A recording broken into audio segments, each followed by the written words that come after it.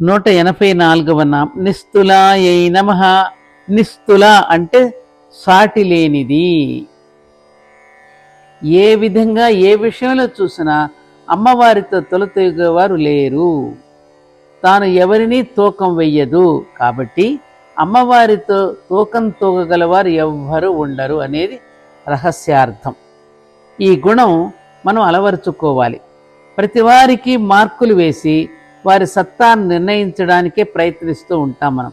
దీన్నే తూకం తుయ్యడం అంటాం. ఇంకొకరి సత్తా గురించి మనకు అనవసరం. అమ్మవారికి అనుగ్రహాన్ని పొందడానికి మన అర్హతను పెంచుకోవడమే ఒక సాధనగా తెలుసుకోవాలి. సాటి లేనిది అని ఈ నామానికి అర్థం కదా.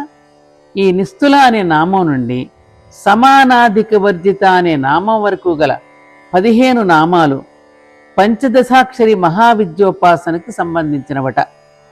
ఈ 15 నామాలను ప్రతిదినం స్మరిస్తూ జపిస్తూ దుఃఖాలను పోగొట్టుకుని సుఖప్రదమైన జీవితాన్ని పొందవచ్చు అని చెప్తున్నారు.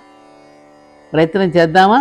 నిస్తుల అనే నామం దగ్గర నుండి ఈ 15 నామాలు, ఏది నిస్తుల అనే నామం దగ్గర సమానాధిక వర్జిత అనే ఈ నామం వరకు ఈ 15 నామాలు కనుక మనం ప్రతిదినం కనుక స్మరించుకుంటే దుఃఖాన్ని పోగొట్టుకుని సుఖప్రదమైన జీవితాన్ని గడుపుకోవచ్చు. 185వ నామం నేల చికురాయై నమః. నేల చికురు అంటే చిక్కని చక్కని నల్లని ముంగురులు కలది. చికురము అంటే ముంగురులు అని అర్థం.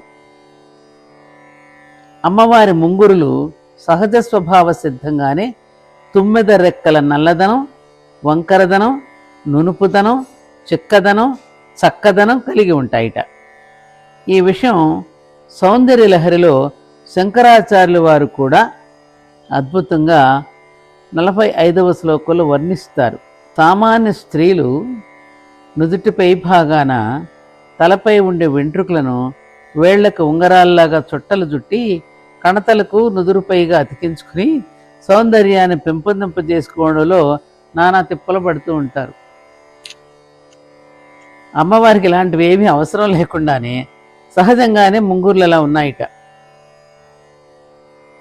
ఆడవాళ్లకు ముంగుర్లు అలా ఉండడం సౌభాగ్య వృద్ధిని సూచిస్తుంది. చక్కని చిక్కని నల్లని ముంగురులు కలది అని నామానికి అర్థం. నేల చికుర అంటే ఇది.